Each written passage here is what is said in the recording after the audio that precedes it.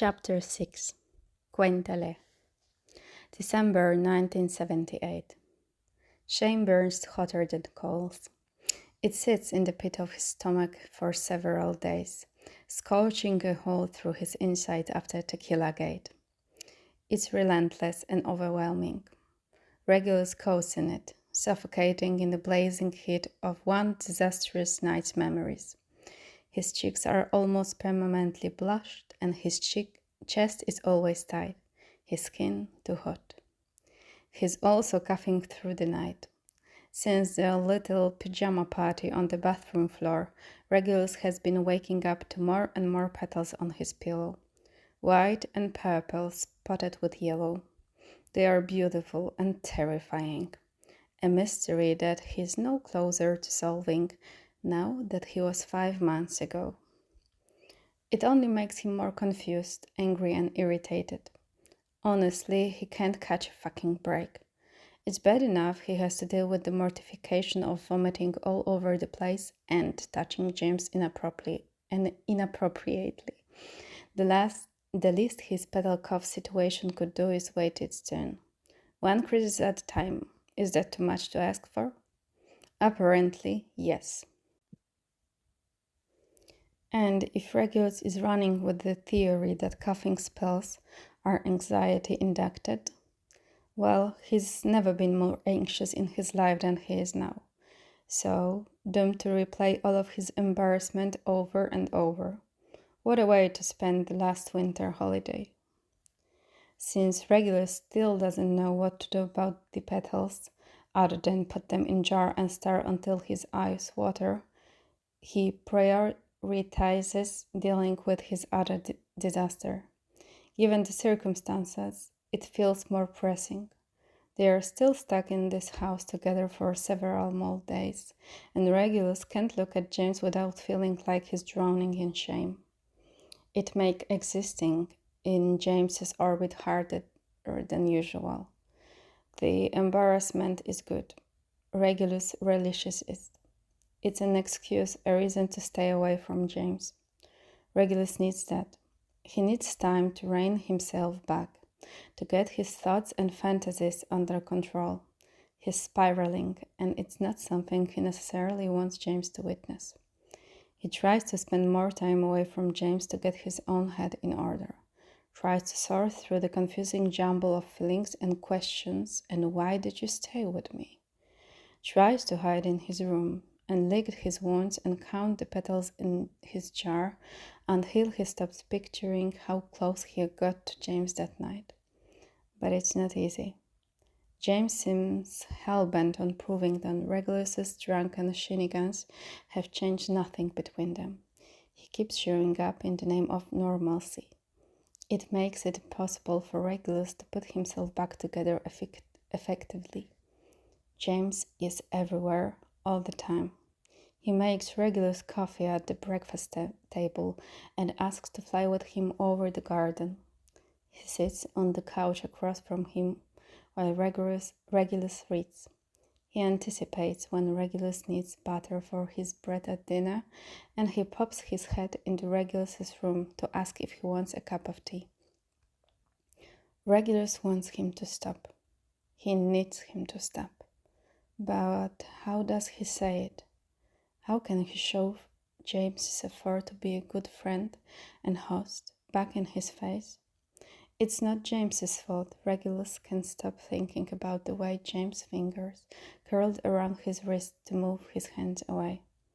Regulus shouldn't have come on to him like that. He didn't even mean to. It was the tequila. James had every right to remind him they are family, or something adjacent to it anyway.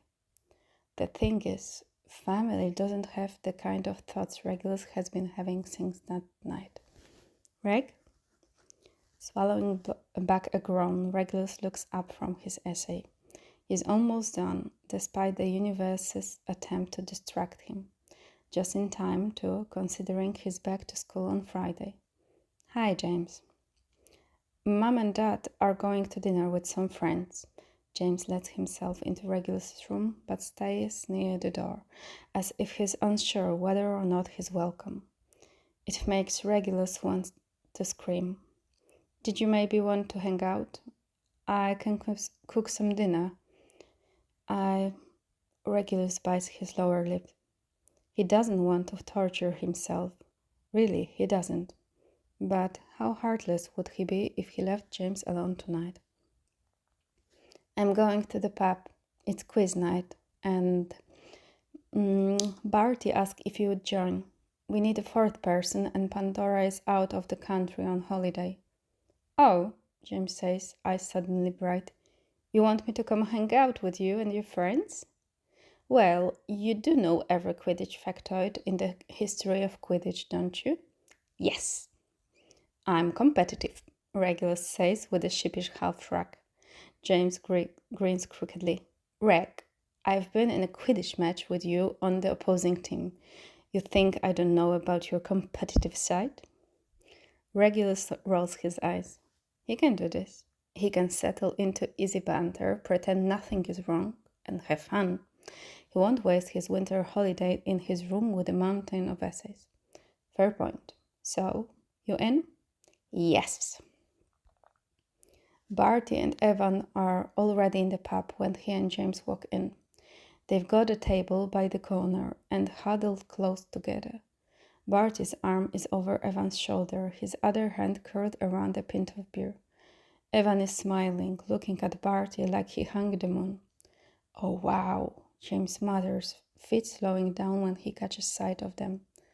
Problem? Regulus asks, cocking an eyebrow. No, I've never seen them, you know. They're cute. Regulus smiles. Pride swells in his chest, which is odd considering he had nothing to do with them getting together. But still, he can't help but to be fond and protective of his friend. Don't let Barty hear you call him cute, and he'll make you regret it. James laughs good-naturedly and nods. Thanks for the heads up. Oh, don't thank me. It's for your safety. Together, they stop by the bar to order some beer before making their way to the table. The pub is packed with people in thick jumpers and with rosy cheeks. The atmosphere is warm and golden in the soft lights hanging overhead. The scent of burning wood, beer, and fresh chips fill the air. It's equal parts cozy and overwhelming. At one point, James puts his hand on the small of Regulus's back to help him navigate the crowd. It takes an immense amount of focus for Regulus to keep his step steady. There's thick fabric between James's skin and his own, but it feels like a hole has burned right through the wool. You brought Potter! Barty exclaims, beaming like he catches sight of them. Excellent! That's Quidditch covered. Oi, James protests. I know about more than just Quidditch. Do you? Evan teases, running a hand through his blonde hair. His eyes dance from James to Regulus and back again, a knowing glint in them that makes Regulus want to crawl under the table. Shoving his unease to the back of his mind, Regulus sits and scoots along the bench to make room for James to join them. Come on, don't be like that. Don't make him regret this. You wanted a fourth team member, and I brought one. Barty rolls his eyes, but then plasters on a beatific smile and holds his arm on the table like a good boy sitting front row in school. Welcome to the team, Potter, he drawls, batting his lashes. We're just so grateful you graced us with your presence this evening. Bit thick, isn't it? Mumbles Regulus, reaching for his beer. I don't know. Is it? Barty cackles when Regulus chokes on his drink, scrambling for a napkin to wipe the beer from his chin. A glance tells him James is too preoccupied with taking in the rest of the room to have heard. If he did, Regulus is praying to every god, muggle, and otherwise that he didn't, then he's an incredible pretender. Barty laughs again when Regulus flips him the finger and hisses, Shut up! We need a name, Evan declares, drawing attention back to the impending quiz game. For the points board. The Rascals, Barty replies immediately. It's not up for discussion. James laughs at the derisive laugh, but he doesn't protest. Regulus doesn't think he can. Considering he and his friends named themselves the Marauders, James doesn't really have a whole lot of ground to stand on. Silence is comfortable as they sip their beers while Evan hands in the sheet with their team name to sign them up for competition. Soon after, the quizmaster points a wand at their throat and clears it. Welcome! They are still talking, but Regulus isn't listening. There's static between his ears because James has shifted in his seat to look at the master. This shouldn't be a problem, except the entire right side of his body, from shoulder to ankle, is now pressed against Regulus's left. Salazar's bullock. Will he stop it? James's lack of awareness for other people's personal space is becoming a problem. Regulus can't breathe, let alone think. How is he supposed to answer anything when he can feel James' ridiculous muscle tie against his own? Fortunately, when the master stops rattling out instructions, James shifts again to lean over the table. The pressure eases from Regulus's chest. Now he's simply cold. The quizmaster announces the first round of questions is about to start. All four faces sitting at the table turn solemn. If there's one thing they all have in common, it's their competitive need to win. First question, the quizmaster shouts. Where did the legend of Chupacabra originate? What the fuck is a Chupacabra? Barty asks, immediately outraged he can't answer the first challenge. Regulus tilts his head to glance at James. He looks so smug when he answers. Puerto Rico? I thought it was Mexico, Evan mutters, lips twisting into a grimace. Are you sure? It's also popular in Mexico, but the first account is from Puerto Rico. First person to ever see one was from there. How do you know? You're not Mexican or Puerto Rican, Evan says, but he's already scribbling Puerto Rico on the sheets. James shrugs and takes a swig of beer. Barty smirks, looks at the Regulus and says, So, Potter's more than just a pretty face, huh? Oh, James turns on him, and Regulus knows he's going to say before he even opens his mouth. You think I'm pretty? Shut up, Regulus grunts, desperate to wrestle his blush under control. If James notices, he will blame it on the heat. The pub is, after all, absolutely jam-packed. Pay attention, Potter, or we'll miss the second question. Potter?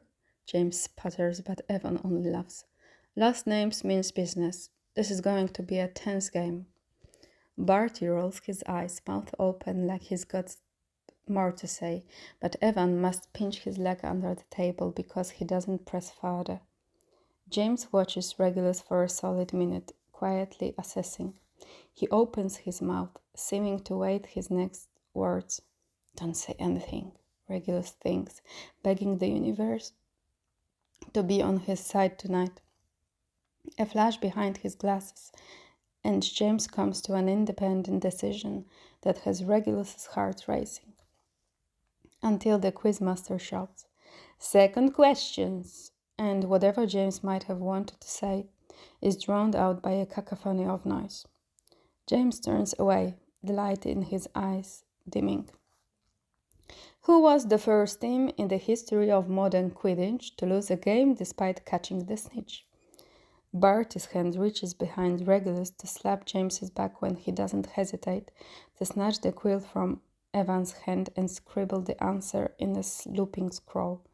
That's what I'm talking about, Barty calls, his grin triumphant. We've got this in the bag. You know, I like your friends. James leaves his wand on a kitchen island and says about making them a pot of tea. You should bring them around more often. I think Ma and Dad would get a kick out of their humor, especially Barty's. Regulus slides onto a stool and sets his own wand down. He fiddles with it, a thing to keep his hands busy. He didn't drink much. A beer or two to build his confidence and ease his anxiety enough to enjoy the night. But they've worn off now, and he's all too aware he's alone in the house with James. Very late in the evening. There's something. I stand by what I said earlier. What? They are cute together. James leans against the counter and crosses his arms over his chest. Regulus averts his eyes. James hasn't worn a shirt properly sized the entire holiday. How long have they been together? 2 years. They were sort of friends with benefits during fourth year, and then got into this big fight over summer. They shoved me in the middle of it because they are assholes. Regulus fiddles with his wand in earnest, unwilling to meet James's gaze. They didn't talk to one another all summer. Then we come back for fifth year, and within a week, they are telling me not to come to the room at specific hours unless I want to be scared.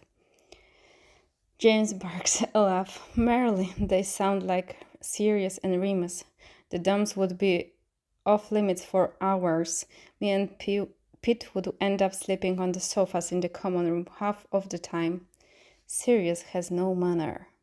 He doesn't, but I think that's why Remus loves him so much. They calmed down after a while, though. Remus learned how to charm his bird so we wouldn't have to hear them, you know. Regulus levels him with a pointed look. No, I do not know, and I do not want to know. He's my brother. It's revolting. Oh, please. I'm sure he's told you plenty of stories about me. That's different. You're not my brother. It slips out, the admission, a thing Regulus has always thought but never said. He's worried it would sound insensitive. Sirius says James is like his brother all the time. Why wouldn't Regulus feel the same? Why shouldn't he? I'm not? Asked James, a little tentative. No. Regulus shifts uncomfortable in his seat. Not technically. Not to me. Maybe to Sirius, but to me you're, for fuck's sake, hasn't he done enough damage this week? How many more times will he shove his whole foot in his mouth before he's back and safe at Hogwarts? James's smile is a small, soft thing. We're friends, Reg, if you want to be. Friends. Oh, to be James Potter and throw the word friends around with a care in the world, without a care in the world. Everyone is his friend, and anyone who isn't will be once he's properly met them. Not so easy for Regulus, though, who spent years cultivating his friendships.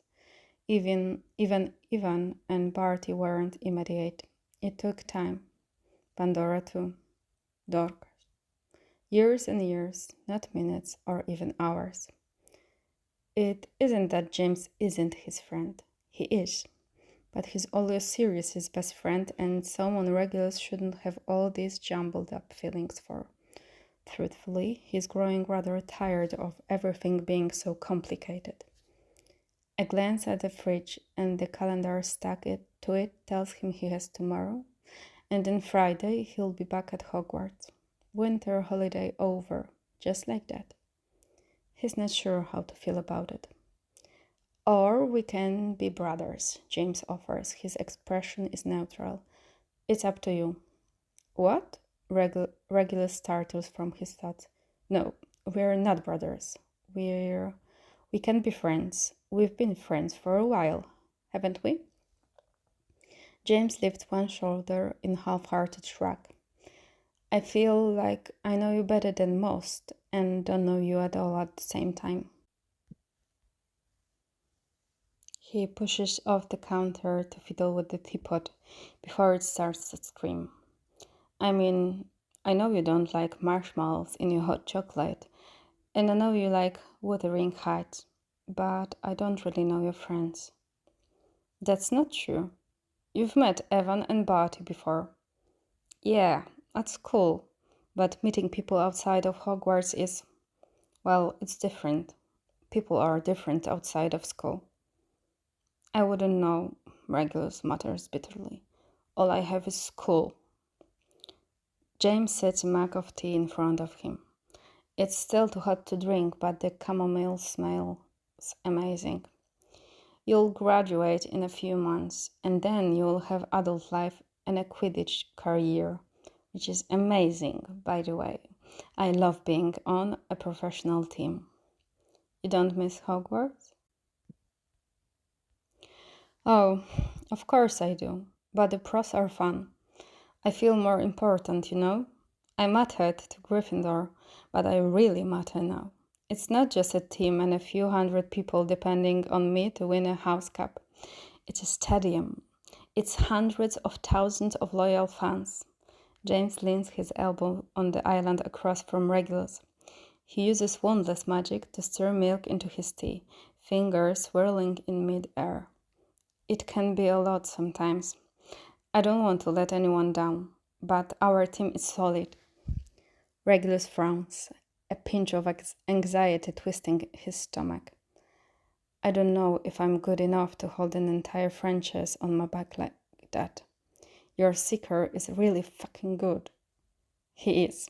I'll give him that. But he can do a Vronsky feint. He's also getting too old to play. I would never tell him this, but he's slowing down. James waggles his brows and grins.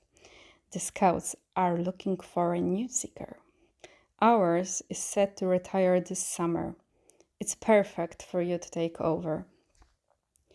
What if I completely bomb the tryouts? What if Slytherin doesn't even get the house cup?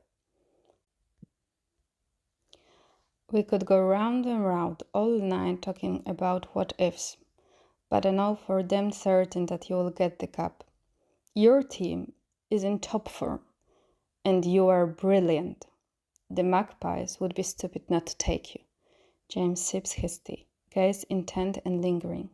Come on, Reg. I play professionally now. Give me some credit. I've seen the best seekers in the world, and I can confidently say none of them are even half as good as you are. Regulus decks his head, blush creeping up his neck. The tips of his ears burn. Stop it, James. I'm not that good, and we both know it. Just stop. No. You think you're not that good. I know it's not true, though. You absolutely demolished Gryffindor in November, and I've watched you practicing outside. You're going to bury Ravenclaw in February. The praise makes him feel itchy.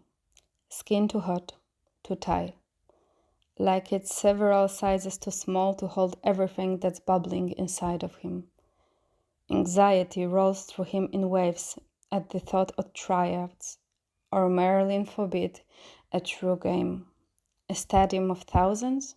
The whole Magpies franchise depending on him to carry them to victory? Maybe a professional Quidditch career isn't what he wants after all. Reg, James says slowly, walking the edge of the counter until he's beside Regulus. Hey, it will be fine.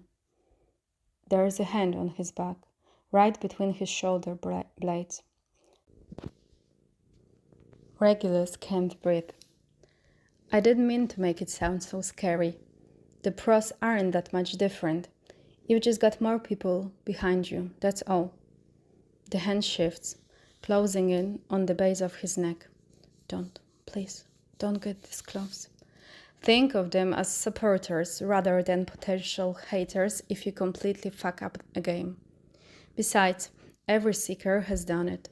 None of them have perfect records, and they don't carry the whole team. We all carry each other. Regulus turns his head to look up at James, dimly aware of the hand on his back is dangerously close to the nape of his neck, the curls that have grown too long. He keeps forgetting to ask Effie to cut them.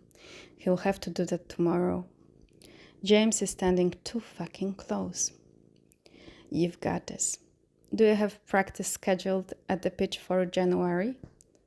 Yes. Regulus smells nothing but James. Sandalwood and fresh linen and that subtle spice.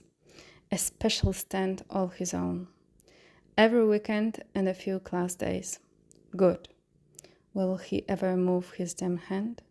Regulus needs to know. It's burning through his jumper like a brand. If you have any questions, you know you can reach out to me, right? I'm just an all away. I know, Regulus swells around the lump forming in his throat. But I don't want to bother you. James frowns. His hand is still between Regulus' shoulder blades, and they are close enough now that Regulus thinks maybe, what if? What if? What if? You never bother me, Reg. I'm always here. Sure, but no but. I mean it. Don't. The front door opens, followed by a slam, and Effie's and Monty's voice drift down the hall to the kitchen. James pulls back with a start, and the moment shatters into 1,000 tiny shards.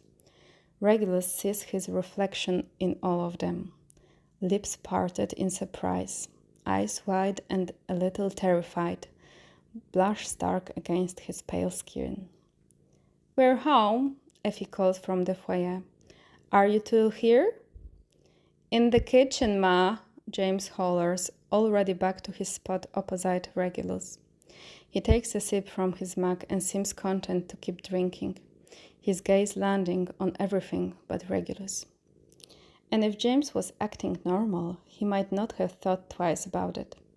After all, James is notorious for getting close, being warm, touching his friends. So why is he so skittish now? Why won't he just look at Regulus? Regulus, who is far too fucking warm, his brain a bit fuzzy, and his skin itchy. A million scenarios play in his mind of the last 5 minutes, all of them with the same ending.